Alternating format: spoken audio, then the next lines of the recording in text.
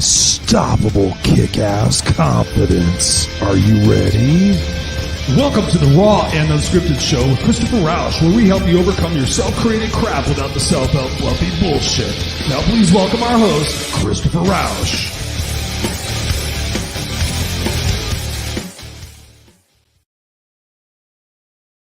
Da-na-na, da-na-na. And please welcome Christopher Rausch, your no excuses coach. What's up, ladies and gentlemen, boys and girls of most ages? Hey, it's the Raw and Unscripted show with yours truly, Christopher Rausch, the place where I help you overcome your self-created crap without the self-help fluffy bullshit. How do you like them apples?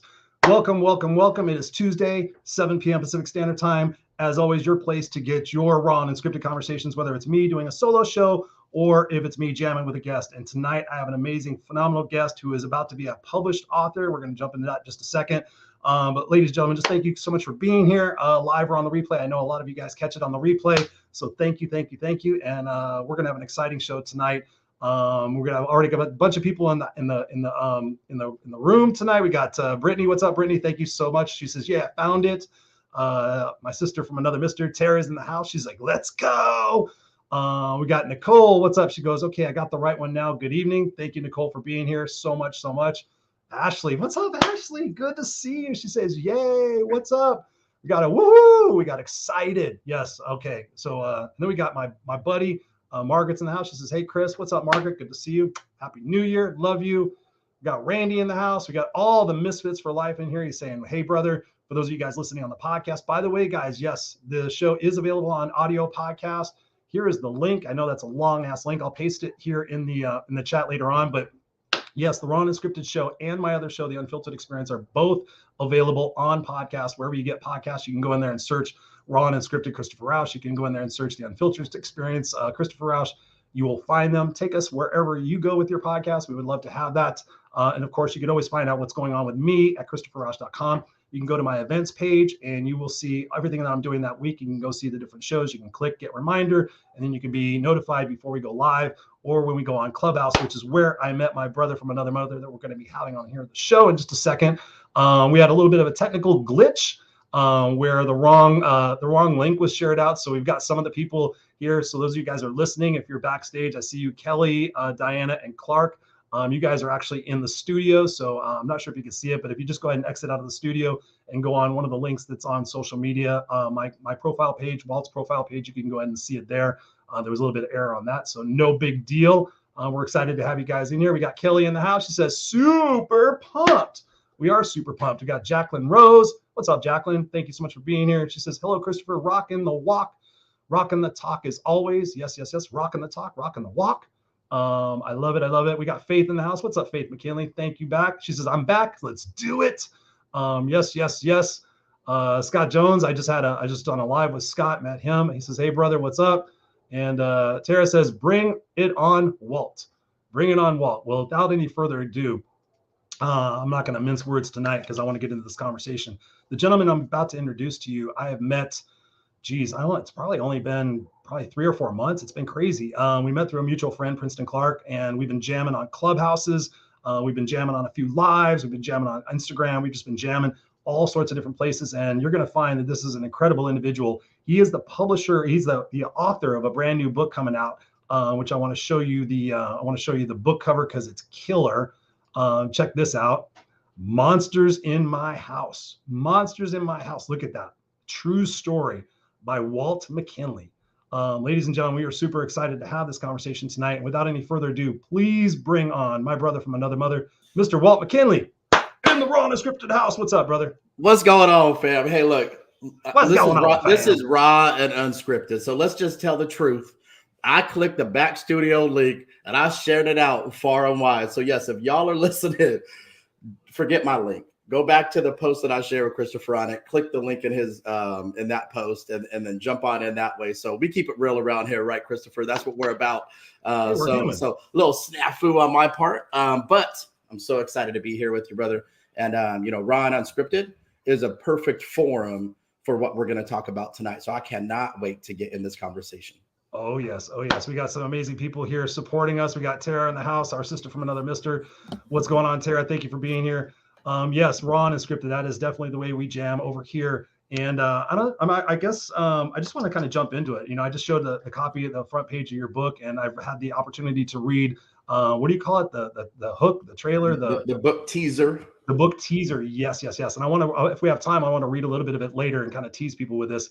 But yeah, man, Monsters in My House. When I first saw the title, I was wondering if it was like a horror story, if it was a thriller. When you first started talking about it, I'm like, okay, what kind of book is this cat writing? But talk to us a little bit about the title, Monsters in My House, and where that came from. Yeah, so the cover just elicits emotion, right? And if you look at the cover that you showed and you look at it really close, you can see the mask that I talk about in the book teaser. And Brittany, you'll be proud of me, book teaser. And look, guys, the reality is, I had a life nightmares are made from, and had a life that movies are made of. And it's really one of those life stories that go from extreme trauma, extreme tragedy, to living very triumphantly. And so for me, I moved 14 times in the first 16 years of my life, being bounced around from parent to parent, sometimes kidnapped from one parent to the other. Sometimes we were in foster homes. Sometimes we were just dropped off on doorsteps without any warning. And so throughout that entire cycle that I was in, whether it was parents, step parents, or foster parents, I was severely abused by every adult I came into contact with until I was 16 years old. But the amazing thing about this story, and the amazing thing about what I want people to take from this, is where you start doesn't have to be where you finish. And your legacy or your history does not define your legacy. And you have the power to take control of your life and to let go of that pain and live in abundance happiness. And we'll talk more about it. I'm sure you got tons of questions, but I want to really talk tonight about, at some point, we'll talk about what love does and what this world needs right now, because there's so many people living in quiet desperation that the world needs champions that are vulnerable and authentic enough to share these types of stories to inspire other people to continue to take their steps forward every single day. Dude, I love it. Yes, there's so many different directions we can go tonight, so I want to definitely maximize our time. Should we, given the fact of the subject nature, should we give any sort of trigger warning for anybody who potentially might be watching?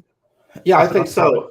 So the topic's pretty heavy, guys. Like I said, it was extreme and torturous type abuse I went through until I was 16, and culminated with testifying against my father in court. So there's some tough things that we're going to talk about today. But if there's anything I've learned about my own journey, facing that pain and facing that unknown is followed immediately by abundance and light and living a happy, joyful life. And so even if you're here, if it generates some emotion, it just means that emotion is generating you and pushing you forward and propelling you forward to step into your gifts and your superpowers that you get from your trauma when you've healed. Amen. So I want to jump into it. We were talking a little bit earlier today. I'm writing my book now about my journey with my mom and et cetera, et cetera. You were giving me some advice. When you think about writing this book, I mean, I know for me, writing challenging stuff has been, a very interesting retrospective look, because we could sit there and say, oh, I remember this and I remember this, and we could talk, like a cursory story about what we've been through. But to really get into the nuts and bolts and have to go back and process those memories, what were some of the challenges in writing this book and revisiting some of those painful memories for you? Yeah. So for me, I've been asked this question a couple of times, and I think it is really important. And so I've done a lot of healing work to get me to where I'm at 45 years old today. But my family, my wife, my friends, I've always shared my story quickly, right? Because I know the healing power that it can create in a safe space. But I've always talked about events. I don't necessarily talk about the feelings associated with the events. And so this is Raw and Unscripted, so I could drop an F-bomb every now and again, because I feel like for you guys to truly understand the power behind what I'm going to say, it needs it. And I'm trying to curb my cuss like a sailor, 20-year military career mentality, right? So as I wrote the book and I really dove into these spaces, and I thought about what were the smells that I remember, what was the lighting like in there, what was each piece of the brick like, what was was I sitting on a cold floor, what were all of these things that I could bring the reader in to a point where they could visualize me sitting in the basement being locked for hours at a time in a cold, dark, damp basement in Indiana, and they could feel that triumphant as I climbed out of that pit of despair that I lived in for years and years and years, and even after I was saved from my purgatory, right? And you know what I thought as I went through it? And people say, God, what was that emotion that generated? What did you feel about that? And there were times I wrote it and I thought, damn, this is fucked up. Wow. Wow. Like, I wonder how I got through that. Like, how am I normal? Much less happy, right? and I'm like, this is so messed up. And I'd write some more, and I'd write some more, and I'd write some more. And then as I wrote the book, I thought, you know what? The thing I love about this journey is I'm not a victim. I'm not a survivor. I didn't just make it. I wasn't just hanging on. Maybe in those moments I was, but now through my healing journey, I'm a fucking warrior from what I've been through. I'm a warrior from this abuse because I fought every day to keep trudging forward. And what I love about the way God's using me and this purpose of what I'm doing today is God is using me in a way that took my pain, turned it into passion, and now is teaching other people how to step through their pain so that they can continue to be a lighthouse in the dark for somebody else. And I got to tell you guys, like I'm the lighthouse in the dark for people, right? Somebody was the lighthouse in the dark for me. And enough of us do some healing and enough of us share. Imagine a world where there's enough lighthouses where it ain't dark no more. That's Amen. What we're reaching for right now. That's what this movement is about. Yes. And I love you call it a movement because really with the state of everything that's going on in the world today, as of this taping, if you're listening to this show later on in life, right now we're on the second year of COVID. It's January 2022. And, a lot of people have been going through a lot of psychological despair, dealing with emotions, dealing with past traumas, creating new traumas for themselves or experiencing new traumas with everything that's going on with the hate and the divisiveness. Talk to us about the Walt that before you decided to write this book, talk to us about the Walt that came out of that situation, but still was in between healing and still in that victim mode. Talk to us about that type of Walt and what are some of the things that you recognized that you started changing? Yeah. So, man, I think back to my late teens and early 20s. And although my Aunt Diana had really pulled me from that purgatory and just poured love into me, which just gave me a chance to live, because honestly, I don't think I'd be here without that. I still had a lot of work and anger that I needed to work through. So much so that at 19, we were 2 days away from robbing a Circle K convenience store. Whoa. Because I was so angry. I didn't even care. And we had cased the place out. By the grace of God, my buddy Robert, his mother got sick to the hospital. Like they thought she was going to die. She's still alive today, by the way. That's a long time later. And I had some time to think about what I was doing. And I went in the Navy. But even after that, if anybody even said something sideways to me, the level of personal attack I felt and the feeling of not wanting to be punked out after being punked out my entire life just made me want to fight people. And when I fought you, I didn't want to just punch you in the face. Like I wanted to break your arm. I wanted to smash a bottle on you. Like, I was so angry in those moments. And what's wild to me is it was like I bullied the bullies though. So if I saw somebody like women and children, I was so protective of them because I felt like I could protect them like I couldn't protect myself. But men, if I saw you bullying somebody, it gave me no greater joy than to bully you. And it wasn't like I'm a huge guy. I'm 5'10". I was probably 205, working out all the time at the point, but I just didn't care. And people knew I wasn't playing. And it took me a long time to take that fuel of hatred. Like I'm damn sure not letting them hold me back. I'm not going to allow this to hold me back in my life. I'm going to keep pushing no matter what's happening to say, you know what? I just want to create an amazing life for my wife and kids. I just want to love the people around me. This big, boisterous personality guy that people see when they walk into parties that carries this mask because I had all this shame and this pain that I was carrying, despair that I was carrying inside. As I healed and I let that go, I filled those places that were full of trauma with love. And as I filled those places that because you pull the trauma out, right? And then it's an empty space and it allows love to fill in there. My want to love people, my want to create a good life, my want to not be angry never changed. My capacity to do so did because I filled this bucket with love instead of trauma and pain. And so it took me some years, and it took me, I'm lucky I didn't get shot. I'm lucky I didn't get just beat down by multiple people at some point. And I'm so happy today that I just don't take things personal like that. It's not worth my joy. It's perspective. I love it. I love it. You were able to like visualize and sit there and see that this situation was not working for you. It was getting you, and it was perpetuating more trouble. So you started to recognize it. Do you think that was going into the service that kind of shifted you and gave you that structure and kind of gave you a little bit of a different perspective in life? Man, it did. Like, I write about it in the book, you guys. And my wife was bawling when she read it because I met her not too long after I went in the service. So she's really read Our Life Together, but from perspectives maybe I didn't even realize to share at some point. And when I went in the Navy, you know, as I went around my hometown, I would still see places and apartments that we moved back and forth to. And I would think about almost committing suicide at 13 in that apartment, or getting beat with a belt until I was a lump of humanity on the floor in this apartment, or drinking and partying and getting crazy in this apartment. I couldn't escape that. And so for me, going into the Navy, it was a fresh start. You know what I thought when I went in? I thought, this is an opportunity for me to live the life that I've always wanted. This is an opportunity for me to just create the version that I've always wanted to be.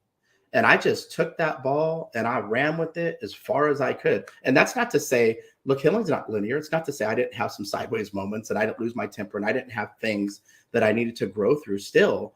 What it did allow me to do was the space to start, to really start and move and start taking them steps forward in a much more profound way than I did when I was in my hometown.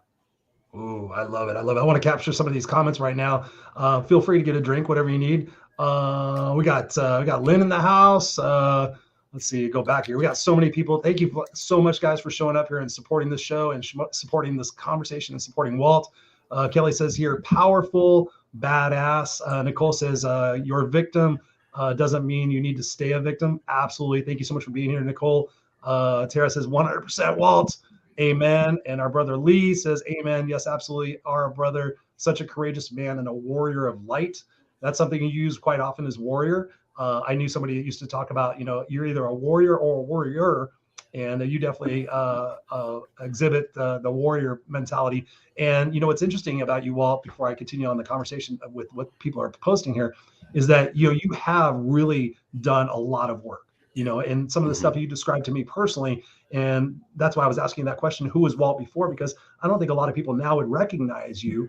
What has it been for you in dealing with some of those past relationships, you know, not necessarily the people that were involved in the trauma, so to speak, but your friends and the people that you hung around with? How do they see you now versus what they saw you as the 19-year-old Walt that was ready to go hold up a liquor store?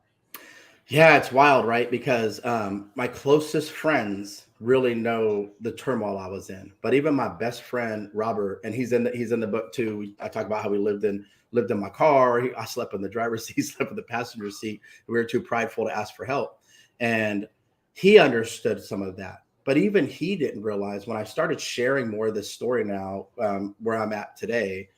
He called me and he said, bro, I didn't realize just how much pain you were holding on to. And when I talk about living those lives, you know, living in quiet despair, that's it. There wasn't things that I was willing to share. There wasn't things that I was willing to let go of. And that's why the first thing I teach people is to speak your truth.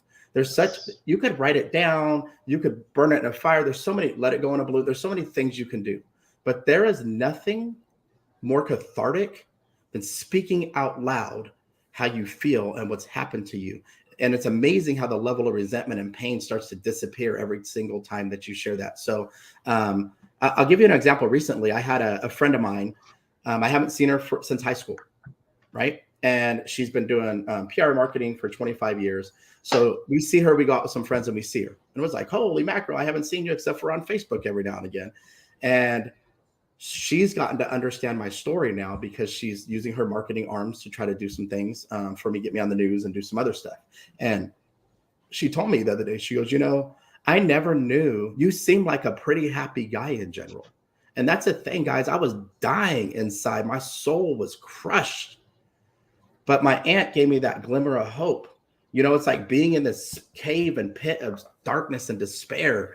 And that love of somebody just hits you and it just gets down in there. It's like a beam of light that you can stand and just bask under and just pull in to give you hope of what life can be like, especially when you come from places that, you know, where I title my book, Monsters in My House.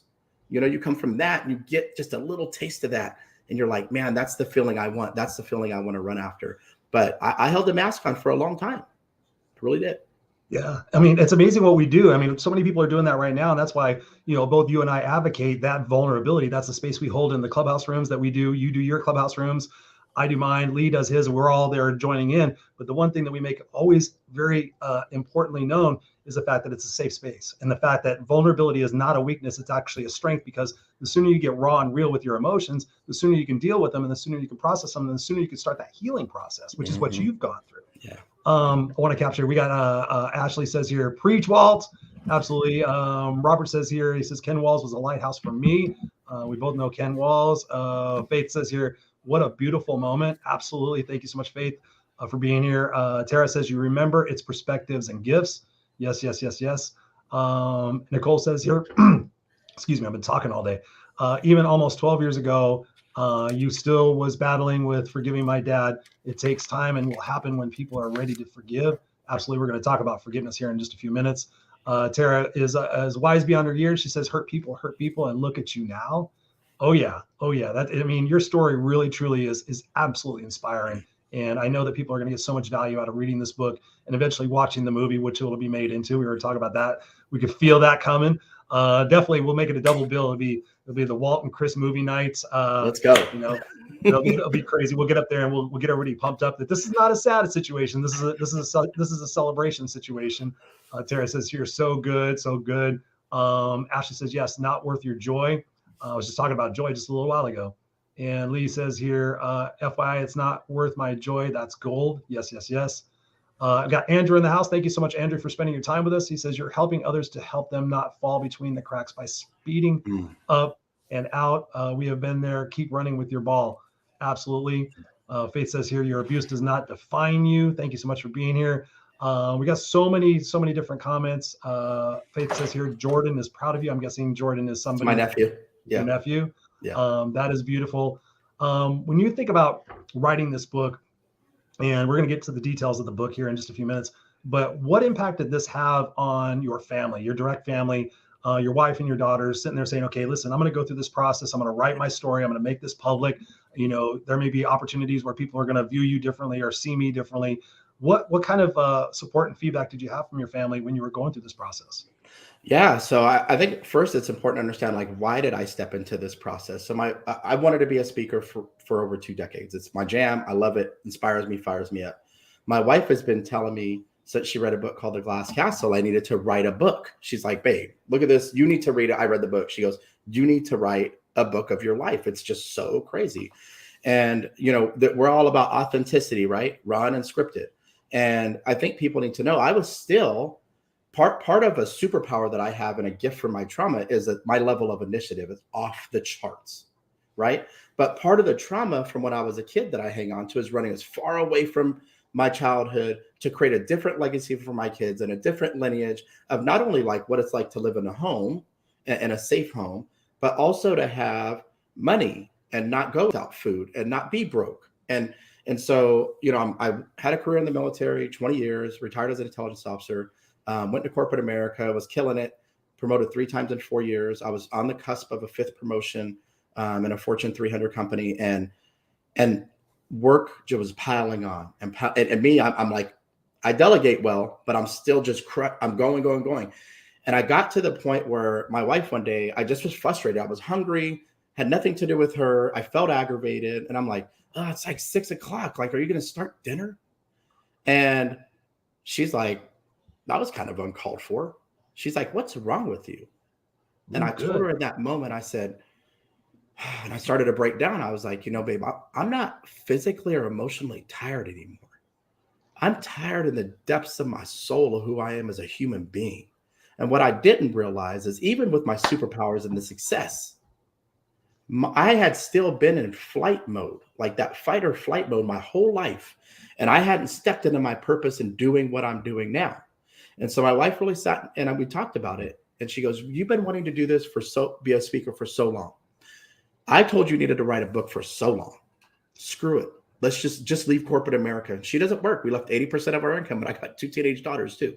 And she's like, screw it. Let's just do it. It's time. It's time for us to do what we've been talking about for 25 years. And I started writing the book, bro. I left corporate America. It's scary as hell sometimes, right? I left corporate America and I just stepped into this process. What's amazing about the process is those people who love me the most couldn't have been any more supportive. So supportive, you guys. And it's just the healing power that this has done. I've seen my sister continue to face her trauma and get to the point, because she wants to write her book too. And if y'all think I got a story, wait till you hear hers.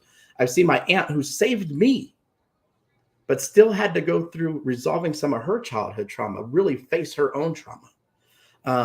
I saw recently, and it's amazing, my own mother.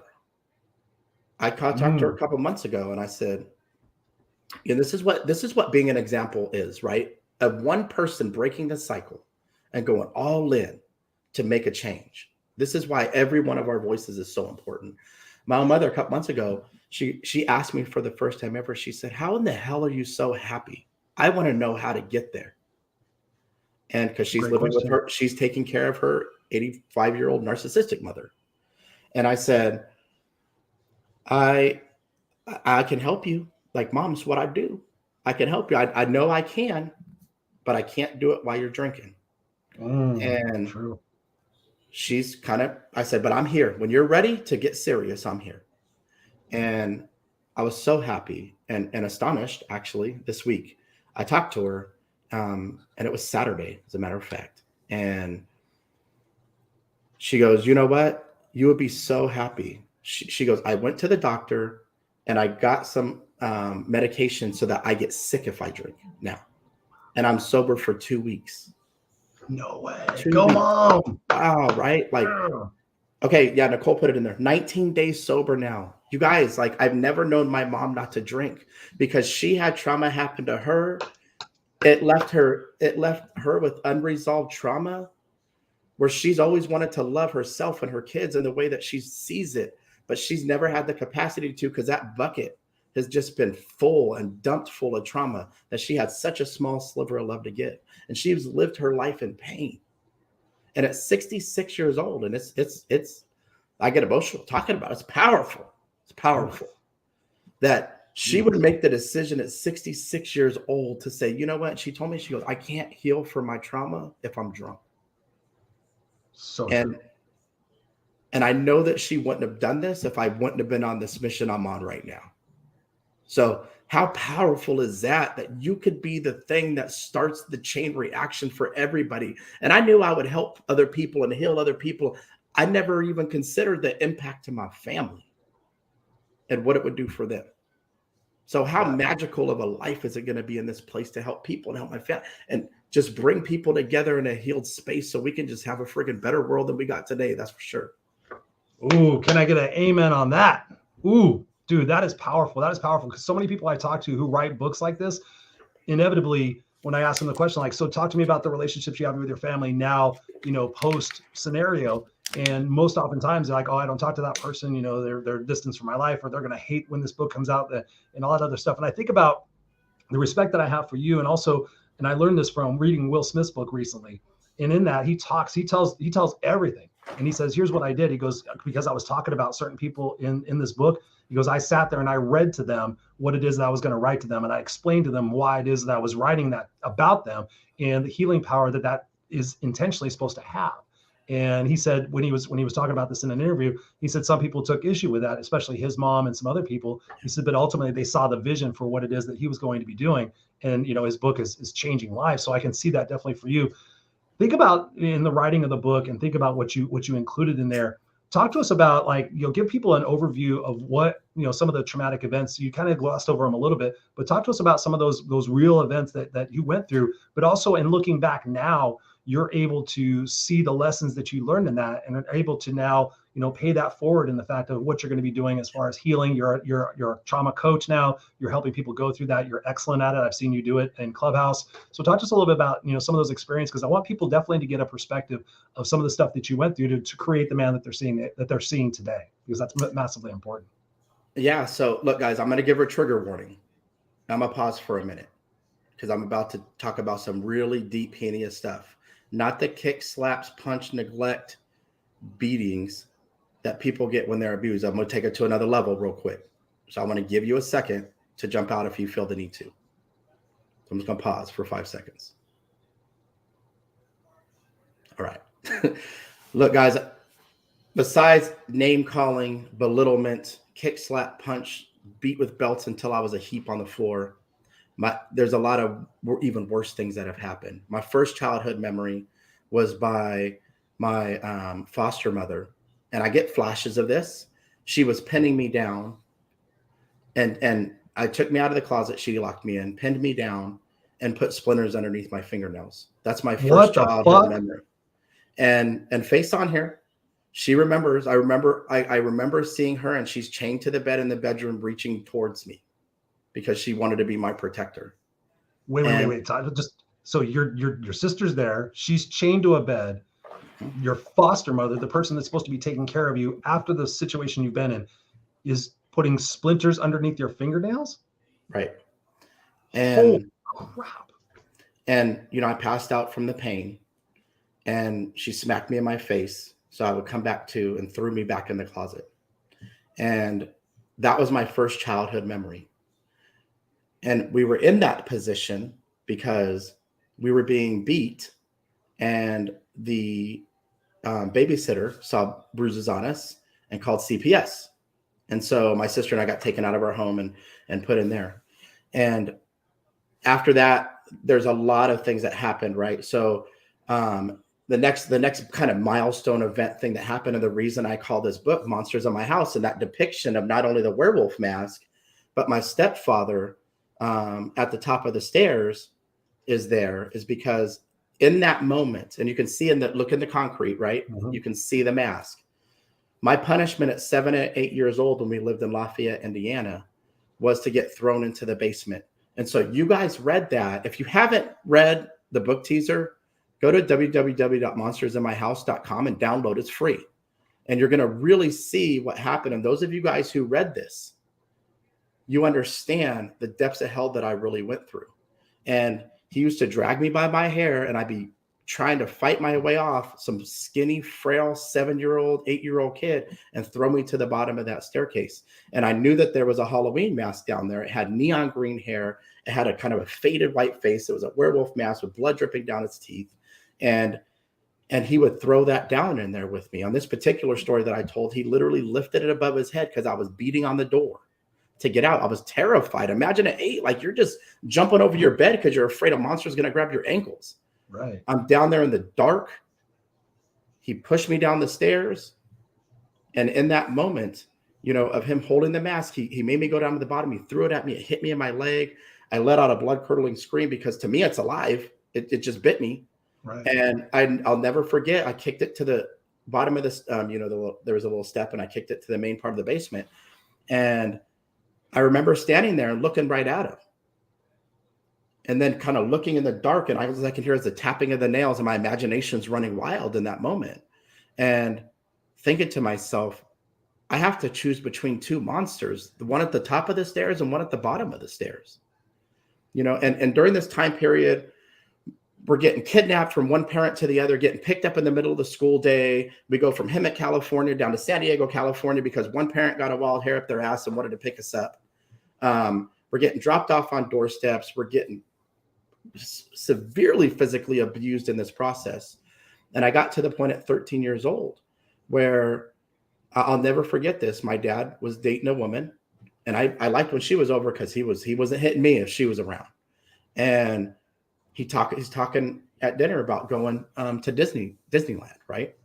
Because he went to LA from Yuma, where I lived at. And so I'm getting excited, like, shit, we get to go. What up? Like, we can't even eat half the time. How the hell do we get some money for Disneyland? I'm ready. Let's go. And right.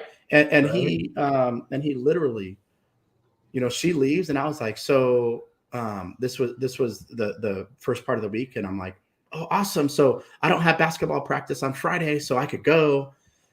And he looks at me and he says, what makes you think you're going? And I said, thought I was going. And he goes, well, I love her, not you. So why would I take you? And at 13 years old, I'm stone cold serious. I read about this in the book too. At 13 years old, he leaves me at home by myself. with enough money, I'll never forget. Don't ask me why I remember this part of it, to buy the green and white Sean Kemp basketball sneakers for basketball season and a little bit of money for food to fend for myself for 4 days. And I'll never forget. Your sister at this time? My sister had moved with my mom, but then my mom didn't want to take care of her anymore. My sister's in the system. Faith's in the system. She's she's in California going through, this is why her story is so damn crazy. My other little sister Nicole's with my mom somewhere, probably in Oregon at that point, because my mom and this other guy were trying to work on a weed farm. I mean, it's wild, you guys. It's wild. And I'll never forget. And by the grace of God, he literally saved my life this day. I'm not joking, you guys. And I'm so angry. And I hadn't seen my mom at this point for like 4 years. Hadn't got to see my little sister since I left to go back and live with my dad. And I'm in there and I'm angry. And I'm just telling myself, and I'm trying to get the courage to take my own life. And I wrote a suicide note. And I'm like, I'm going to show them what it's like not to have me here. I want them to hurt as bad as I do. Mm-hmm. Like, they're going to see what it's like not to have me here. And I went and grabbed a knife from the butcher block in the kitchen, and I ran into the bathroom. And still to this day, I don't know why I put my palm up, right? And I stuck the knife into my wrist, and I froze. I was paralyzed. I couldn't move. And something kind of grabbed my hand and shook my hand. I dropped the knife on the ground. Whoa. And it was like I get emotional about spiritual moments like this, It's like the pain and despair and the shame and the feeling of not being loved and wanted and beaten, belittled, and tortured my whole life by every single adult that I knew. That I was around for more than 1 day, it seemed like, was gone. And in that moment, I felt like almost like I was floating back into the living room. And it was like I could feel this golden armor going over me, and like a breastplate, how it's like kind of chiseled and it tucks underneath, and like that's what I was imagining. And I would need that armor for the next 2 years while I continued to get beat and tortured by my father. And, this culminated with, and my Aunt Diana is on here, Diana Manley. This culminated with her and I devising an escape plan. Because think about this, 30 years ago, right? 30 years ago, CPS, they got struggles now. They're trying. But 30 years ago, they really weren't invested in the same way.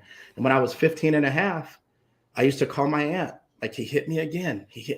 And he would get drunk and pass out, or make me go to the store and get, buy something for him, or take food stamps and go get enough pieces of gum where it would get enough change where he can go buy beer or whatever it was. And I would call her and she would just come over like it was nothing. She's like, "Oh, I'm taking your cousin Brent to the circus today. Hey," telling my dad, "Walt, hey, Walt, can I take him with me?" And he's like, "I don't care. Get his fucking ass out of here. I don't want him here anyway." And she would just take me just to escape. And we hatched a plan to get with CPS and get me the hell out of there at 15 and a half. And I'll never forget my aunt calling me and saying, "CPS can't take you out of the home until he hits you after I reported it. What? No matter what happens." And she goes, "I'm so sorry." And my dad would have had her arrested for kidnapping. I'm not joking, you guys. So sorry.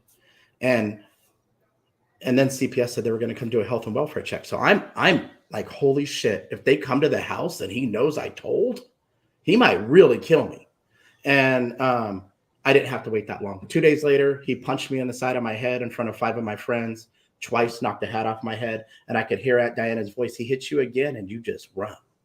And I'm not trying to make light of this, but it was like that run, Forrest, run moment, right? Uh-huh. She's like, "Just run, Forrest, run," right? Run. And I'll never forget, I leaned down and I looked back up at him. And I got my hat on the ground. And I'm in this like the sprinter's position almost already. And I just said, for the first time in my life, I can run. This is it. This is my chance. I don't know if I'm going to get this chance again. And I just ran. Mm-hmm. And I just ran. And Usain Bolt couldn't have caught me that day. I hauled ass. And I can hear him, "You better get over here, boy. 1, 2. And I'm like not even looking, but in my imagination, he was right on my ass, right? Uh-huh. So I'm hauling.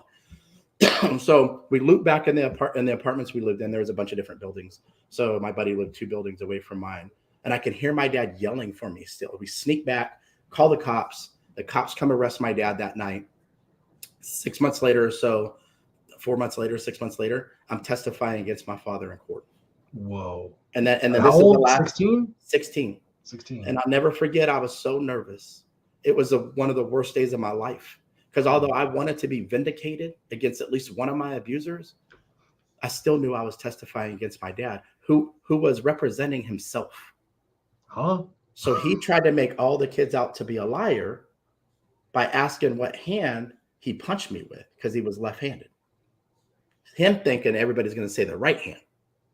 And every single one of those kids, my aunts told me this, she said, every single one of them kids was kind of like, your left hand. And so when I got my turn on the stand, he was frustrated and pissed. And he starts in on me. And at one point, the judge says, Mr. McKinley, if you talk to your son like that again, I'm going to hold you in contempt of court. Yeah. And he's like, I didn't do that to you, did I, boy? And I just let out a yell. I was like, you know what you did to me. You've been lying all along. You know you hit me, and you know you've been beating me. And he goes, boy, and the judge was like, Mr. McKinley, I've heard enough.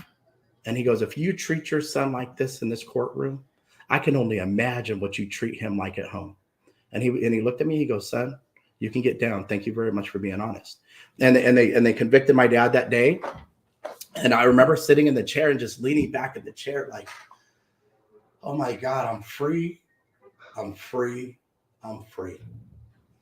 And just that feeling of emotion, like, God, I get emotional about it now, that feeling of emotion of just the freedom from this purgatory, this lifetime of abuse, because one person made the choice to say, I'm not going to be a silent witness. Mm-hmm. I'm going to stand up and I'm going to show this boy love. And by the way, my aunt was 24 years old, married with a newborn son, trying to figure out life herself, her oldest brother and the youngest sister, and had the balls to stand up to her brother and not let that happen again. And Diane, that was the beginning of my comeback, y'all. That was the beginning of my comeback. Aunt Diane, right? Yeah, Aunt Diana. Yep. Ooh, thank you, Aunt Diane. You are a saint. I love you, and I've never even met you, but wow. There's so many comments coming in there. I don't even have the time to get into all these. But yes. Let me just capture some of these.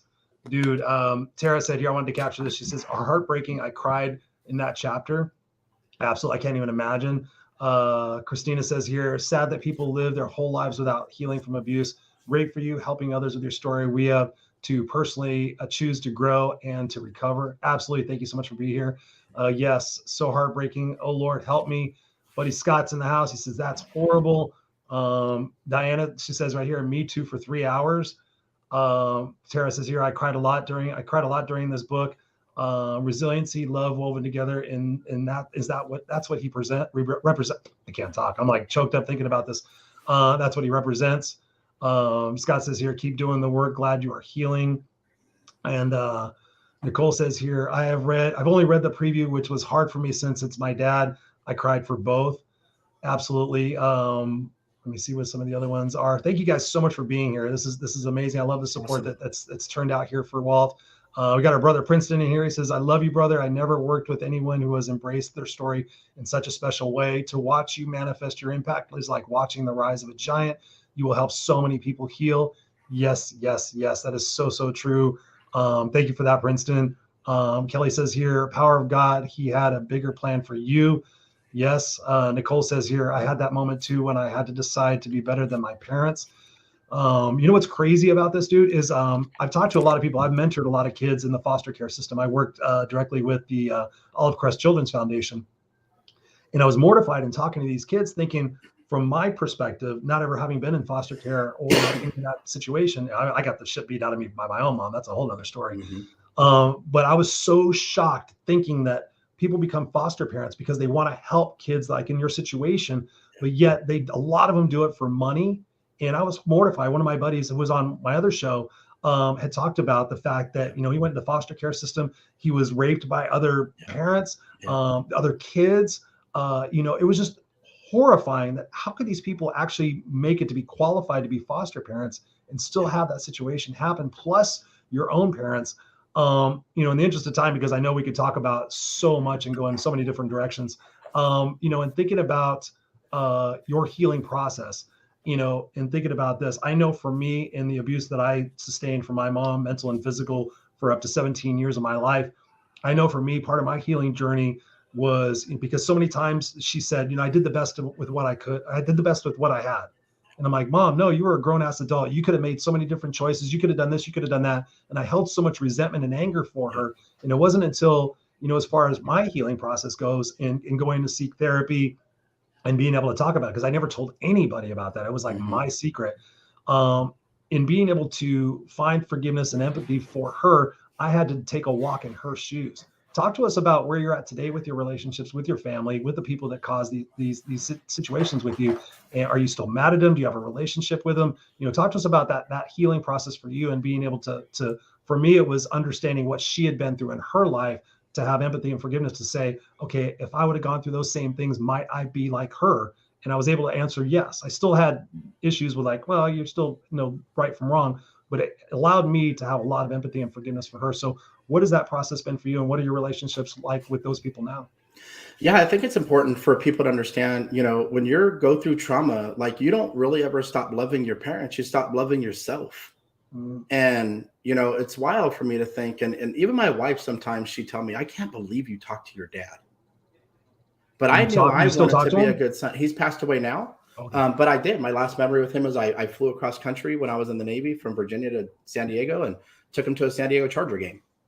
And so I found forgiveness. But let me tell you guys what's so powerful about us, like, empathizing first. Sure. Is I know my mom grew up abused, has a narcissistic mother, like really had heinous things happen to her. And then she got with men like my father, like Bruce, who also beat her. And so she just experienced trauma her whole life. My father, my understanding is he was molested by a babysitter. And then my uncle told me he was groomed by there was this man who groomed a bunch of teenage boys in the neighborhood. When he was 16, he was molested by a man. And the thing is, I never, like, their pain that they had nothing to do with me.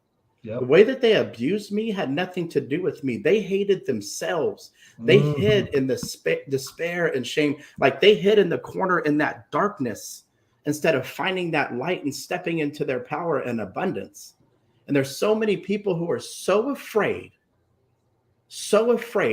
of that pain and that what looks like this tunnel of darkness. But you ever gone through a tunnel in the mountain and it turns and it's dark as hell, right? You're in the middle. And as soon as it turns, you can see the light out in front, right? You see the little light out in front. And I'm going to tell you guys what I know. And there's so many of you warriors that are on here. Chris, you're another one. We know that there's light at the end of that. But I'm going to tell you what was the hardest thing for me. And that was some forgiveness. Yeah. It was really hard for me. And I was able to forgive my father and my mother easier, right? Like, I didn't want to hang on to the pain no more. I needed to let it go. It's not like I ran and said, I forgive you for everything you did for me. What they did to me wasn't okay. They did victimize me, but I refused to let myself be a victim. Instead, I used it. What happened to me is rocket fuel, and to empower me to live my best life and now help other people live theirs. But I'm going to tell you, the hardest person for me to forgive was Bruce. And I remember seeing him at 19 years old. And I talk about this in the book too. There's so much more, you guys. Like I can't wait. I purposely haven't asked you to read it because I want to read it when I have it in my hands. That's why I haven't asked you, because I'm like, I just want it when I get it in my hands. I want to sit down and go through that. I have left so much. Like, what the fuck?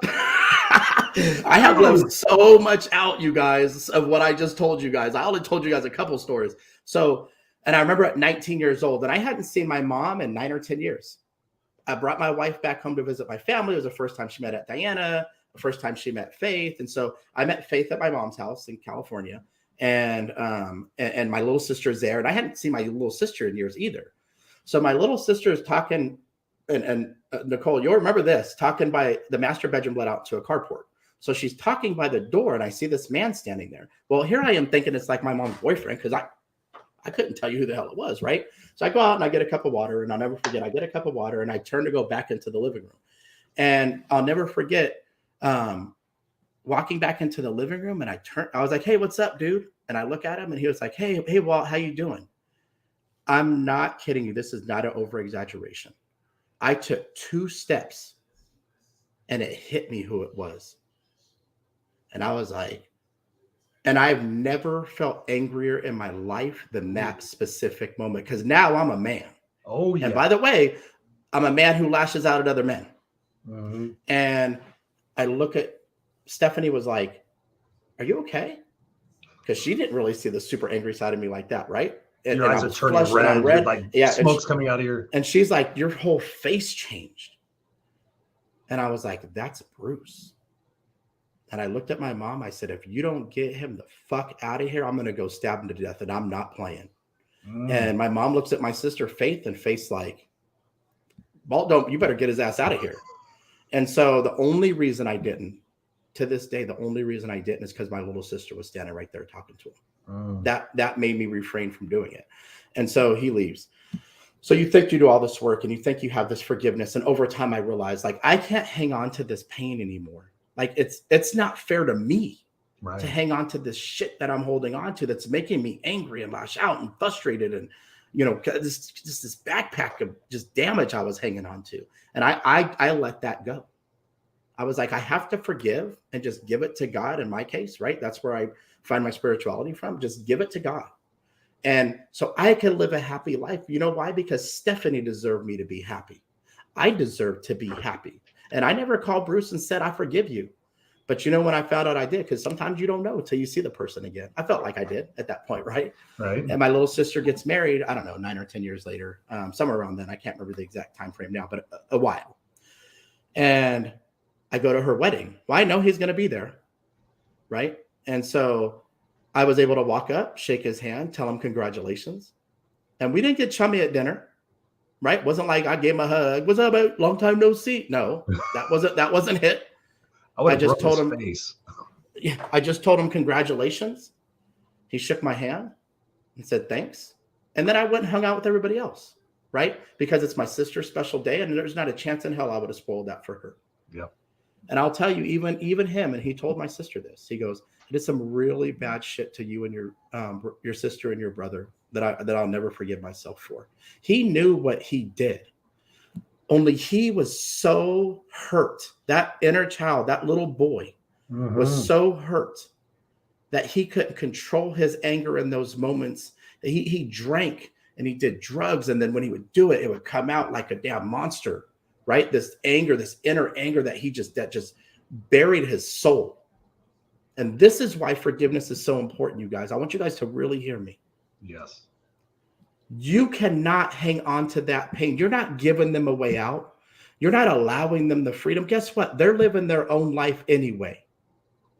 They're living it anyway. And you're sitting there in the pain that you're still sitting in. Finding forgiveness, finding space to forgive, understanding. Hurt people, hurt others. That's why 78% of the time abuse is perpetrated by family members. It's generational. That's what happens. But as you heal, and as you allow yourself the space to let that pain go, and that's, to me, was the hardest piece, right? Some people find it easier. I understood that they were hurt people. Didn't make it okay. And I said, you know what? I don't want to hurt like that anymore either. I need to let this go for me, not for them. I don't even care if they ever know. I need to let it go for me.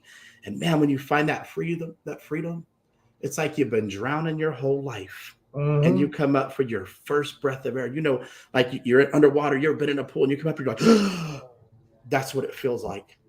And that's when you expose your superpowers and you take the gifts of empathy and grit and resilience and compassion and just the connection with people. And you take these gifts that haven't turned into superpowers yet. You take that step past forgiveness and you step into your happiness and your joy.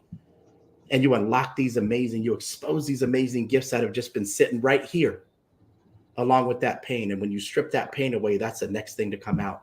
And you will change people's lives because of that. Because everybody don't need to hear my story. Everybody doesn't need to hear Chris's story. Somebody needs to hear your story. Yes. But it starts here and fixing what's inside here. I wouldn't even say fixing, right? We're all perfect the way we are. It starts by letting go of that pain so that you can take those superpowers and project it into the world for good. Dude, this is so powerful. Can I keep you for a few more minutes? Because I normally end the show in an hour, but there's just so much. I just want to capture these comments because I want you to feel the love that is being conveyed here. I can't capture all the comments, but I just want you to know that by you sharing this, what you're doing, because I know the impact. Princeton says here, I love to hear when men like you sharing these victories over your traumas. As men, we have a responsibility to shine our light and to help other men to remove the mask and to heal. And I'm so grateful for you. Thank you, Princeton. Yes. Nicole says here, go Aunt Diana.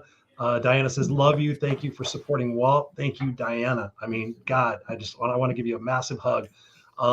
Thank you. Christina says here, sitting here with her now. She's an amazing woman. Brent, thank you so much for being here. Brent Toddy says, you're awesome, Mom. Diana Manley. And Mom right here. This says it all. This once makes me want to cry. Love you, son. That is so beautiful. Kelly says, best interview ever, so powerful. Christina goes, thank you, Kelly. Christina says, an awesome friend to me, grateful for her. Let's see. Brittany says here, you are an angel in my life, Walt. I am honored to walk this life with you and support you in such an incredible movement. Much love. Big time. Robert says here, thank you, Robert, for spending your time with you. Diana is an amazing woman. So glad she was there for you. Diana says here, thank you. Princeton says, two great men. Thank you. Our sister from another, Mr. Tara, says, I think they should co-author a book together to help siblings through their parallel stories. Ooh, there you go. That's powerful. Faith says here, thank you, Faith, for being here. She says, it has me going up and down because I remember everything. I love my brother. He has saved me many times. I have came from the darkest parts of hell. The Lord literally has helped me heal, and I'm still healing. We are angels walking on earth. Go, brother. That is so beautiful. Princeton says, thank you for loving him and being there for him during this journey. Absolutely. Ashley says here, love your perspective, Walt. Diana says here, Punkin, you been to hell and back. Your testimony here, it's time. Proud of you. Yes. Let me see. Forgiveness, absolutely. Christina says here, I pray for my estranged husband. He was abused and never healed. So many issues now. One day like you, God can help in healing, but we have to do all the work. Before I read some more comments, what is the difference? Because you and I have talked about the trauma and both that we have chosen to move forward and to heal from these things and find for empathy and forgiveness, to take our trash and make it our treasure by helping other people. Why is it that so many people do stay stuck in that victimhood? From your experience and the people you've coached, why is that? What is the difference between you and I and so many other people that just sit there and stay in that victimhood? Yeah, I think it's being okay living comfortably uncomfortable. Yeah. Right? They sit there in the pain, and it's an excuse not to go out and do the work. But mostly I think it's because the fear and the lack of belief that they don't think they'll actually be able to find the happiness. And this is why we all, Chris, you, me, like, God, so many people that are in here putting comments in the chat. We share our stories. This is why we share the Trauma to Triumph room every single Wednesday on Clubhouse, because people need to know. They need to know that you can heal, that you will heal, that you can step into that power, that when you do, it's like transforming your whole freaking life. Yeah. Like, do you guys realize that? Do you guys realize what you're missing because you won't step through the pain? Because just on the other side of that tunnel I talked about is some goddamn light. And people like us are turning around and putting our hands out to say, you know what? I know you're tired. I know you've been on this journey. Give me your hand. I'm going to yank your ass up over the top of this mountain so you can see this light and stand up here in this grace with me and live differently. And then I want you to turn around and help the other person up the mountain that's right behind you. Like, that's what it should be about. But people got to stop living in fear and being okay living in that quiet desperation and wasting their lives. Because I don't care if you got 6 months, 6 days, 6 months, 60 freaking years left. Why not spend it being happy? Yes. Why not spend it being happy? Amen, brother. Amen. Kelly says here, wow, superpowers. Absolutely. Tara says so many gifts. Nicole's commenting here, you cannot change the past. You can only take what happens and use it to show yourself and others how you can move behind. Absolutely. Patricia says here, you're amazing, Walt. Never forget that. Yes, I want to second that as well. Diana says, you love your sister-in-law. Thanks for being here. So massive. Kelly Bone says here, you give me the strength and courage to go where I've never gone before. That's powerful. Finally facing my childhood pain I've never talked about or even allowed myself to truly feel. I now believe in the power of healing and ready to walk through the pain. Thank you, Walt. That is a testament to what you bring to the table, man. That's one of the reasons why I'm just so massively fond of you. We've only known each other for a few months, but I feel like I've known you for my entire life. We have so many similarities in a lot of things that we do and say, and thinking about getting people to move past their trauma. I know you talk about 4 core strategies. What are those strategies that we can help share with people that to get them beginning to walk in that path as Kelly is just so vulnerably shared right now. So thank you, Kelly, for sharing that. What are those strategies that we can help people with? Yeah, first thing is speak your truth. And I talked about it at the beginning. And I know we're low over time, but I think this story is really important. I'm going to tell a 2 or 3 minute story. We're good. I'm going to tell you guys what I didn't realize the power of speaking my truth until I was a naval officer. I had about 250 sailors under my command. And I'm a jokester, right, Chris? It's like I love to joke. If I ain't giving you a hard time, it's probably because I don't like you. So I love messing with people and I love getting it back in return. And there was a female sailor that worked for me at the time. And she walked past my desk 3 times that day. And I'm thinking to myself, this is not like her. I said, you just gonna keep walking past my desk all day and not say good morning? And she normally would be first to rib me, right? And she goes, I'm just not having a great day. And I was like, hold on. I said, are you okay? She goes, not really. And I said, let's take a walk. And we left the intelligence center and kind of walked through the halls. And I said, what's going on? She goes, I'm just really struggling with some things from my childhood. And I was like, really? And she goes, it's really hard for me to talk about. And I told her, I was like, I understand. I spent a lot of years struggling to talk about my childhood. And I told her just a little snippet, right? Maybe 60 seconds, just to build some relatability and create this cocoon of safety, this safe space for her to be able to share her story. Absolutely. And she went on to tell me how she was molested by multiple men. And even her mom knew about it and didn't do anything. And I said, will you allow me to help you get some help? And she had a newborn daughter and she was struggling, like as a mother now, to rectify her mom allowing that to happen to her, not realizing her mom's hurt, right? But allowing this to happen. And she's like, I'm so angry. And I said, will you allow me to get some help? So she said, yes. So we worked through to get her some help. And I would, I never forget, we talked 10 o'clock. That's your appointment, every single Tuesday. And I said, if anybody gives you shit, if anybody asks you why you're going, you tell them Lieutenant McKinley said you could. And if they have a problem with it, come talk to you. And because only you and I know, nobody else needs to know what you're going for. And that way she could pick up her daughter in time for the daycare to close at the end of the day. And she sought help for 6 months. And I can see this amazing change in her. And I can see the blossoming in her into just owning her power as a young woman. And, we all transferred in the military at all different times. So she transferred. And then like a month or 2 later, I transferred. She found me about 6 months later. So a year into her journey. She walks in and I'm like, holy shit, like what's going on? And she's like, hey, do you have a minute, sir? And I was like, yeah, what's up? She goes, I'm going to ask you to take a walk this time. We walk out and we sat down on the picnic bench just outside. And she sits down and she says, you were the first man that's ever cared about me without wanting something in return. Oh, she said, breaks my heart.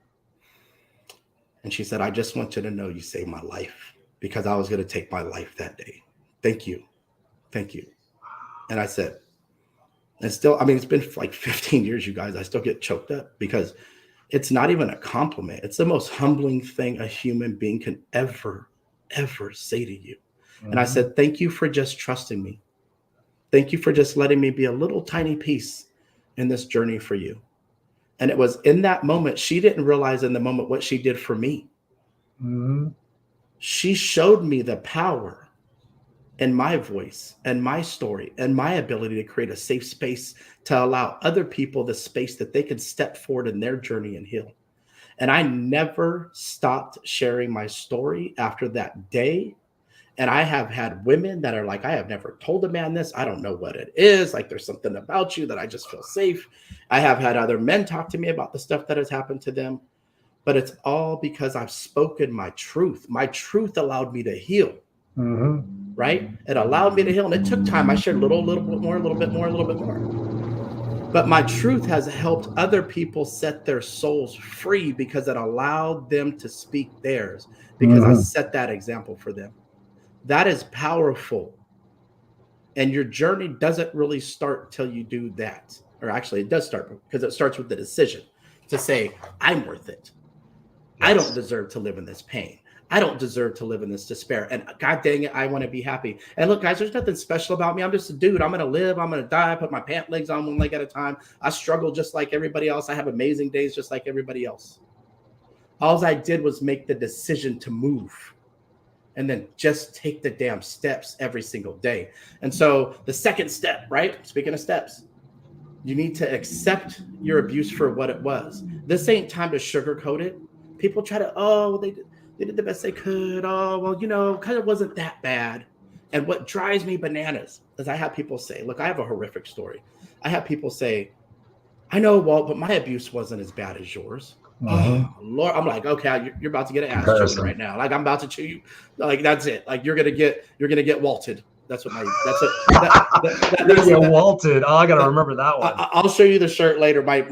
All my managers wore that because I just love advising people. They wore this in a meeting for my birthday one year. Everybody had a hashtag got Walted shirt on. Awesome. I said, don't you ever, I don't care if you've been through abuse for 5 minutes or 15 years. Don't you ever diminish what happened to you.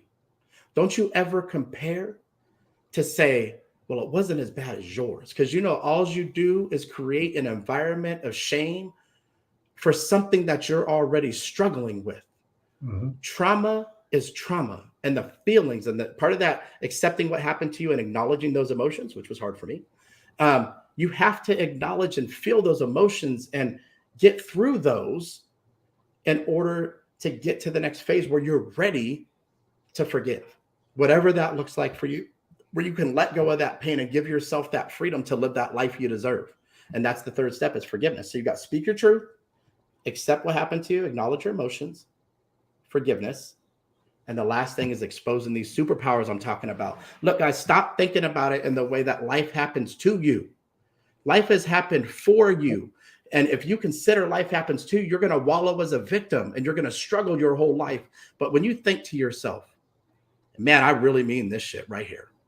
I have never met more empathetic, grit-filled, compassionate, resilient, determined, just amazing, heartfelt human beings more than somebody who has done the healing work from trauma. And I'm sorry, it's a superpower. Like, you can't be like us if you haven't been through trauma.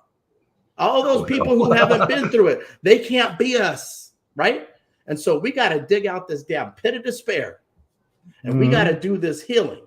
And we got these 4 steps. I gave you these tools that you could utilize to propel yourself forward. And I put it in the book as the last chapter because I'm tired of people saying, just get over it. Why can't you get past? I'm tired of that shit when people say that. So you know what I did? I want to leave people inspired in the book by talking about the comeback and then hit them with them 4 steps and how I learned my own journey in those. So that's the last chapter.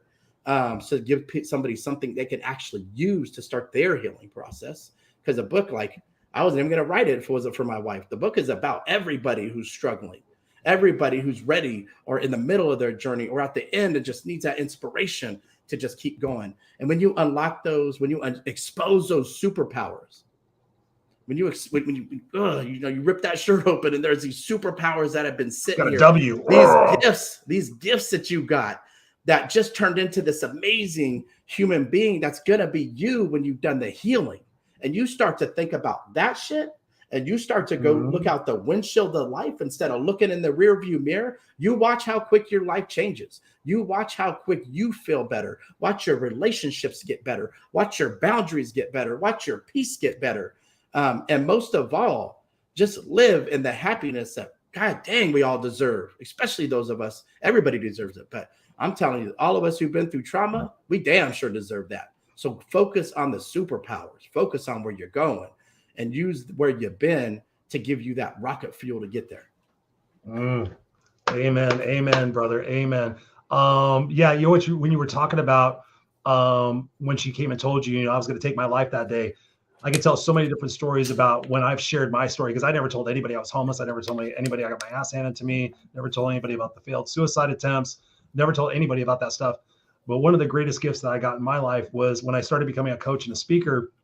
So many years ago, I was sitting at a bar with a buddy of mine, and I said, you know what I really want to do? And I'd already spoken on stages. I already told my story. I said, you know what I feel called to do? But I know, I actually said this. I said, I know it'll never happen. I said, I would love to go back and talk to the kids in the 7th grade school, the junior high school that I dropped out of before I became homeless. I said, I would love to go back and tell those kids and let them know that I've been on a fucking hell of a journey since I left 7th grade, right here in the bleachers where you guys are sitting. But you can do it. And I said, I just was telling my buddy, I said, this is what I want. I want to tell all those 13 and 14-year-old kids that this is what's up. Because as I was sharing my story, you're absolutely so right. When you sit there and you let go of that guilt and that shame, that embarrassment. Like, I don't want to tell people I dug through dumpsters for food. I don't want to tell people that the guy at Burger King that I made friends with would give me the leftover food that people didn't eat. That's how I ate sometimes. I never wanted to share that shit. But when I started finally sharing it, people started coming up to me. One of the greatest gifts, it was actually a YouTube video. The part I'm going to tell about isn't on the video. But the guy I was sitting with said, what school did you go to? Here in Southern California. And I said, oh, and every time I mentioned it, 99.9% of the time, nobody ever knows the school. I said, oh, it's Brookhurst Junior High in Anaheim, California. And we were in South County. And he goes, say that again? And I said, Brookhurst Junior High. I said, go Spartans, just kind of joking around. He's all, my wife's a PE coach there. And what the fuck? I said, Brookhurst and Crescent in Anaheim, green and yellow. He goes, yeah. He goes, my wife's a PE coach there. He goes, I could probably talk to her and she could talk to the principal. She's really good friends with the principal. I'm like, and I already knew at that time that getting into schools and speaking was challenging and red tape and all of the bullshit. So I was like, okay, whatever.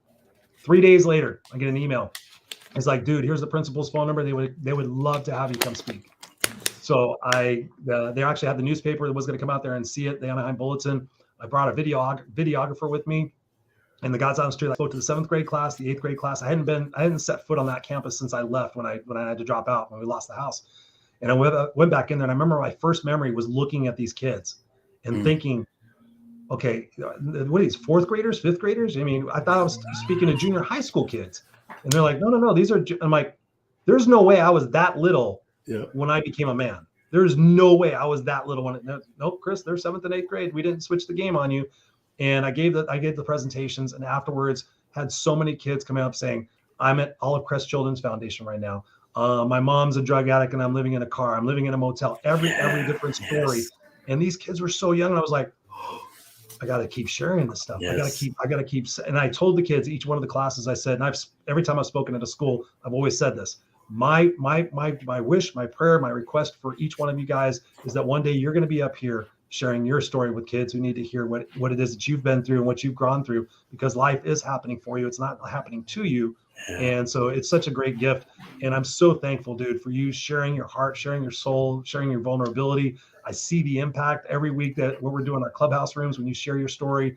I know people are hitting you up for coaching. I could just keep going on and on about this tonight. Andrew says here, thank you, Andrew, for joining us. He says, I'm so glad men like you can do it and let the monster out. Let us all heal. The truth lives. God bless. Amen. Thank you for that. I just want to capture some of the other comments here. Tara says, that's what makes me love you more, Christopher. I don't know what I said, but thank you. I love you too. Tara says, so much impact with the youth. Yes. Stephanie says, so proud of you too, Christopher, for sharing your story. Thank you. This isn't about me. This is about you, buddy. It does make a massive difference. Yes. God, there's so many different questions I could ask you. I think what it will do, in the interest, since we've already been going for an hour and 13 minutes, here we'll do this. Once the book comes out, give me a chance to read it, and then we'll have you back on, because then I'll ask you specific questions about that, and we can let all of the individuals here get a chance to read that, so that they can come back here and engage in the conversation as well. Perfect. But definitely for the guys listening, go to www.monstersinmyhouse.com. You can go there, get a preview of the book. And where else can people get a hold of you, Walt, to continue the conversation with you? Yeah, so you can go to www.waltmckinley.com. All my social media is tagged on my website, so you can just go in there. I put out a lot of free content. So I'm doing reels, I'm having conversations, and not just a meme. Sometimes I do that because it's so busy, but a lot of times I like to do a video to give people kind of like breathe that power into them. If they're having a day that's struggling. So you could reach me on any of those platforms. Walt McKinley Motivation on Instagram, Walter McKinley on Facebook. And I want to leave you guys with this, Christopher, because you mentioned this. I think this is so important and such a blessing. So I've recently, I'm been invited to come speak at one of the junior highs here too. I have a friend who's connected me with the president of the college at William and Mary. I'm going to speak in the corporate space a couple different times this year already, or I have some stuff scheduled, I should say, to do it. And look, not everybody needs to hear my story, guys. Not everybody needs to hear Christopher's story, but there's so much power in just speaking your truth. And the more all of us have the courage to speak our truth, the more we lean into the healing where we get to the point where we can. And even if you're 75% healed, you're still more healed than that person at 0. Yes. And if you can speak your truth, you would be surprised the power that you can speak into the people around you. And more so, you'll be even, it's like I've gone from 90% healed to 150% healed if you could, knowing that I'm doing God's work and I'm healing other people along the way. There is no greater purpose in life. There is no greater blessing in life than to help somebody heal their wounds so they can go on and help that next person heal theirs. So look, if what I'm talking about, if you love what I'm talking about, you want to hear more about that perspective, I have a Calendly on my website. You can go sign up on it, book a free 30-minute call, and I'll have that conversation with you. I don't really coach that many people at once because it's a lot of emotion and I pour into people. If I'm coaching you, I'm really serious about that. And I owe it to you to give you everything I've got. And I hold your healing. You got to hold it in your own hand. But I feel responsible for helping you get over that hurdle that's stopping you from living your best life too. And I know the power that this movement can create, that this book is going to start with. Wednesdays at 1 p.m. Eastern Standard Time, we host a room on Clubhouse called Trauma to Triumph. Look us up. People are sharing a lot of people in this room share their stories. The power, not in self, not even in the community, you guys, because the community only serves itself. The power in creating a community of people focused on making a movement, showing the world that there's a better way, showing the world that seemingly is just collapsing in front of us half the time. The power of love and the power of healing. And because one person took a chance on me, one 24-year-old woman with a new kid and a new marriage and just trying to think about when you were 24, what were you doing? Trying to figure out her life, taking a chance on a broken, hurt, stuttering, and yes, I said stuttering, 15-year-old boy. The ripple effect that's going to have as we heal millions of people as part of this movement, as we all do this together and just build this momentum together, started with one. You can be that one, not only for you, but for somebody else. And don't ever forget that. You have that power in you already. So I appreciate you, brother, man. This, me, I love this stuff. So Dude, we could be going. We could be like, just pause for a second. Let's go get our water refill. Go take a piss. We'll come back here for another 4 hours. Like today. No, we'll definitely make it a part 2. Tara says here, yes, part 2, most definitely. One of my friends, Diana Poirier, I think I pronounced that right. She says, I really need your help, please. I've spoken with Diana a few times. Her son, Jean-Guy, has been on my show. He runs the group PTSD with a Smile. Amazing gentleman. I've had a few conversations with Diana, so thank you, Diana, for reaching out. Definitely connect with Walt. He just made the offer, so it's incumbent upon you to go to his website, hit that Calendly, and set that appointment, because I can promise you that you will start healing from your trauma, most definitely. So definitely connect with him.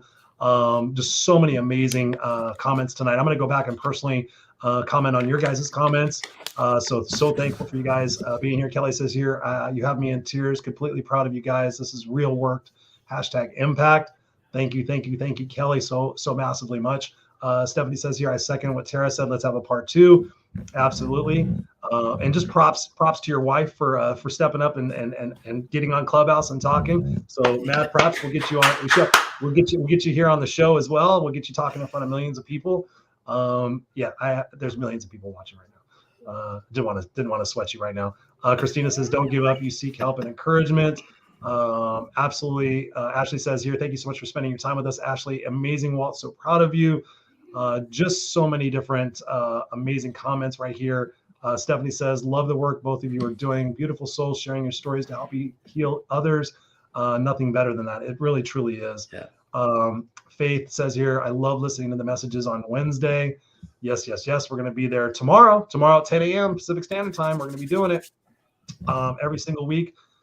Tina says here is Clubhouse on Facebook. Clubhouse, you go to www.clubhouse.com.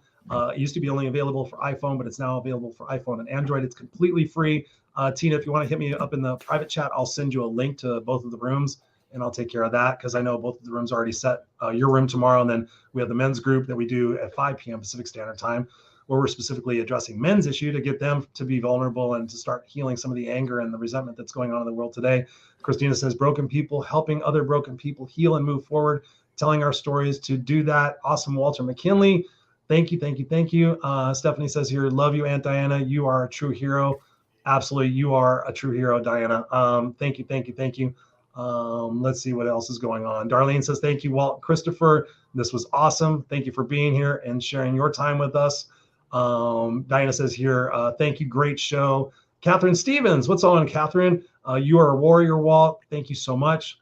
And Andrew says here, Monstrous Inc. Love yous. Definitely, definitely, definitely. So we're here every single Tuesday night, 7 p.m. Pacific Standard Time, the Raw and Unscripted show. So we'll definitely be back. Well, I'm going to send you backstage here for a second. I'm going to close out the show, but don't go anywhere because I want to have a chat with you still. But thank you, brother, from the bottom of my heart for being who you are, addressing the challenges that you had in your life. Obviously, you know, to a point where you would have wound up either dead or in jail, much like myself. And you chose the different route. You chose to go through that challenging route because on the other side, like you said, there is so much light. So thank you, brother. I appreciate you. So I'm going to stick you backstage here for a second and we'll connect. So there you have it, ladies and gentlemen, boys and girls, an hour and 21 minutes. Normally we don't go that long, but yes, in the words of Tina says here, phenomenal show. Absolutely. This is probably one of those shows where I'm going to go back and listen to myself because as the interviewer, you know, sometimes I'm focused on the comments and focused on so much more, but there's so much power in the words that Walt shared tonight. And really it's our message. It's our intention with the clubhouse rooms, with the shows that we do, with everything that the impact is we want you guys, you listening to this. We don't want you to just walk away and go, well, that was really inspirational. We want you to say, what is it that I can do in my own healing journey right now that I can take the first step tomorrow or take the first step tonight? Because when you take that first step, here's what happens. God, source, universe, whatever says, okay, you're ready for that next step. You're ready for that next step. So they're going to place things in your path that are opportunities for healing, opportunities for addressing the challenges. And sometimes it may seem hard. It may seem overwhelming. It may seem that you can't even comprehend going through that challenge, but I can trust me, on the other side, you will have so much power, so much confidence, and so much genuine happiness and inner peace that you will not get any other way than facing your challenges head on. You have to do that. You have to get the right people in your life. Stephen Covey talks about it. You know, the 5 people that are around you the most, those have influence in your life. And you can tell that Walt surrounds himself by amazing people. I surround myself with amazing people. Look at all the people that showed up here tonight. Both people that I know and Walt knows. It's been absolutely just a blessing to be able to share this information with you. But again, when you take and you walk away from this conversation, please consider sharing the show, and not only just share it, but share, you know, some tidbits about it, something you learned about it. Share it to your social media people, because this is how we can influence change. This is how we can influence the healing process, by stepping up and having that voice to say, hey, listen, if you're going through something, please connect with Walt. You guys can do that. And if you know of anybody who would be a fit for the show to come on here and share their story of healing and growth, please send them my way. I would love to highlight them and feature them here, because that's what I'm all about here on the Raw and Unscripted show. And in my other show, The Unfiltered Experience, is having these vulnerable conversations so that we can help heal humanity. I'm on the board of directors for Help Heal Humanity. It's an amazing organization. And that's my mission in this world, is that there's so many people out there hurting. There's so many people out there struggling. And together with our words and our encouragement and our collabing together and realizing that we're more the same than we are different, we can start to heal some of the bullshit that's going on in this world, the divisiveness, the hating, the I'm right, you're wrong stuff. We can start healing that stuff, because when you think about that, hurt people. Tara said it so beautifully before. So when we start healing some of that stuff, guess what's going to happen? The world is going to shift. And it's my intention, my vision every single day that I get up, that I want to leave this world a better place for who I am and what I say and what I do, for my kid and my kids' kids, because our kids don't deserve to inherit a world that's all fucked up. So together as us adults and us grown-ups, we can be the change that we bitch about. So thank you guys all so much for being here and sharing this time with us. It's been amazing. I'm going to go back and check out all the comments and comment back with you guys. But please join me here every single Tuesday night, 7 p.m. Pacific Standard Time. We'd love to have you here on the Raw Unscripted show and just create an impact that will never be forgotten. So with that, I love you guys. Go out and have a phenomenal night. And I will see you next time here on the Raw Unscripted show. Be kick ass. Be legendary.